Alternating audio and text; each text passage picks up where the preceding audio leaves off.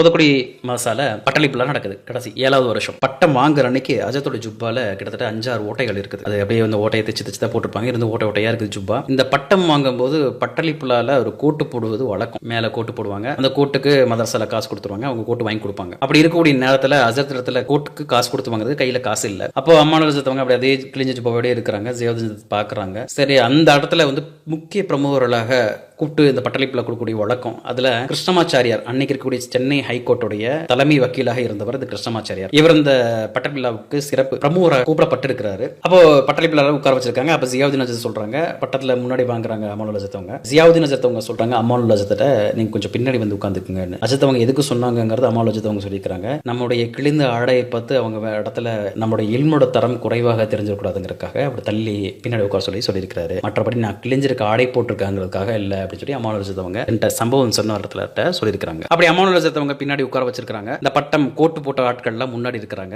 கடைசியாக அமானுல் அஜத்தவங்க உட்கார்ந்து இருக்காங்க. கிருஷ்ணமாச்சாரியார் வந்து உட்கார்ந்து இருக்காரு. அப்போ பேச்செல்லாம் நடக்குது. ஒவ்வொரு ஆளுங்களும் தங்களோட பயான்களை பேசி முடிச்சுட்டு உட்கார்றாங்க.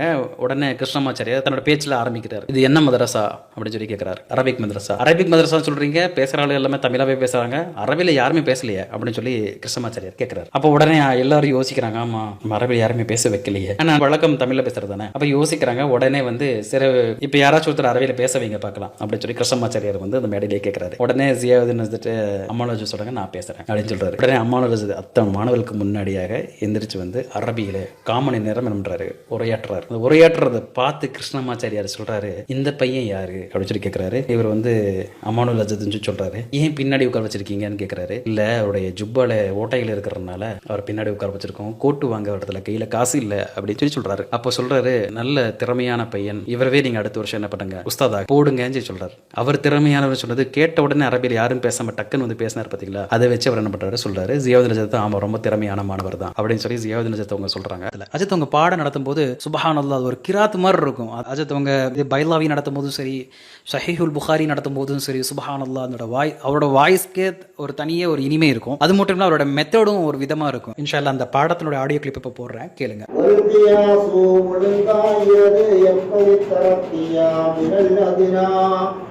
அதினாவிலிருந்து ஆயாவின் பக்கம் ஏறி செல்வதை கியாசு தேடும் இந்நிலையில் ரஹ்மான் என்பதை ரஹீமை விட முற்படுத்தப்பட்டதெல்லாம். ஏனென்றால் எத்தகத்துமி ரஹ்மத்தி துன்யா ரஹ்மத்து முந்தி இருப்பதினால்தான். ரஹ்மான்னா உலகத்தில் கருணை செய்யக்கூடியவனே, நல்லவர்கள் கெட்டவர்கள் எல்லோருக்கும் கருணை செய்யக்கூடியவன். துன்யா ரஹ்மத்து முந்தினா ரஹ்மான் முந்தி. ஏன் ஒலிஅன்னஹு இன்னும் மேலும் அந்த ரஹ்மான் என்பது சாரகல் அலமி, அது அலமை போல ஆனது என்ற காரணத்தினாலும் தான். எப்படி பின்ஹைது இன்னஹு அந்த ரஹ்மான் என்பது லா யூஸஃபு பிஹி கைருஹு, அதை கொண்டதல்லாததை வர்ணிக்கப்பட மாட்டாது. மௌசூஃபா வராது, அல்லாததை வர்ணிக்கப்படாது, சிபத்தாக வராது. அப்ப இருக்குது கைரு மௌசூஃபாகவும் இது சிபத்தாகவும் வாரது. சிபத்தாகவும் பிந்தி வரலாம், காவிய மற்றது மக்பூல் எல்லாம் அப்படி இல்லை. இப்போ நீங்கள் கேட்டது பைலாவி, அதாவது முறை. அஜத் அவங்க பாடம் நடத்துவாங்க. நாங்கள் அந்த பாடத்துக்குலாம் போகிறதுக்கு முன்னாடி இந்த வாசகம்லாம் வாசிச்சு பார்த்துட்டு போகணும். அந்த வாசகத்தை படிக்கணும். படித்து முடிச்சதுக்கப்புறம் அஜத் அவங்க மானா பண்ணுவாங்க. எதுக்குன்னா ட்ரைனிங் கொடுக்குறது, கரெக்ஷன்ஸ் பண்ணுறதுக்கு. அப்படி ஓதிட்டு போகிறோம். ஓதிட்டு போய் எல்லாம் உட்காந்துருக்கோம். அஜத் அவங்க பாடம் நடத்துகிறாங்க. ரசூலுல்லாஹி ஸல்லல்லாஹு அலைஹி வஸல்லம் அவங்கள பற்றி சொல்லிட்டு இருக்கிறாங்க. அந்த சம்பவத்தை கேட்டுட்டு இருக்கும்போது அப்படியே மனசில் உடஞ்சிருது. எப்படி இருக்குன்னா, அதுக்கு நாங்கள் அர்த்தம்லாம் புரிஞ்சுட்டு போகிறோம். ஆனால் நாங்கள் வச்ச அர்த்தம் மாதிரி இல்லை. சுபஹானல்லாஹ், அந்த ரூஹானியத்தை அந்த கல்வியில் இருந்துச்சு. அஜல்கிட்ட ஓதுன 7 வருஷம் ஓதுனவங்கள்ட்ட எவ்வளவு அளவுக்கு இல்மு கிடைச்சிருக்கும், எந்த அளவுக்கு அஜத் மூலியமா அவங்களுக்கு நியாமத் கிடைச்சிருக்கும். எனக்கு இந்த பாக்கியம் 1 வருஷம் தான் கிடைச்சிச்சு அஜத்திட்ட. இப்போ ரொம்ப கஷ்டமா இருந்துச்சு, அஜத் கூட ஒரு 7 வருஷம் இன்னும் தொடர்ந்து இருக்க கூடாதா அப்படின்னு. அப்போ அஜத் அவங்க நபி ஸல்லல்லாஹு அலைஹி வஸல்லம் அவங்கள பத்தி பாடம் நடத்துறாங்க. ரசூலுல்லாஹி ஸல்லல்லாஹு அலைஹி வஸல்லம் அனஸ் ரலியல்லாஹு இருக்கு பேசக்கூடிய அந்த வரலாறை சொல்றாங்க. அமானுல் அஜத் அவங்க அந்த வரலாறு கேட்கும்போது ரசூலுல்லாஹ் பக்கத்திலேயே இருக்கிற மாதிரி ஒரு உணர்வு அங்க சுப்ஹானல்லாஹ் அங்க ஏற்படுது. அங்க ஏற்பட்டு கண்ணில் எனக்கு அப்படியே தண்ணி எல்லாம் பொங்குது.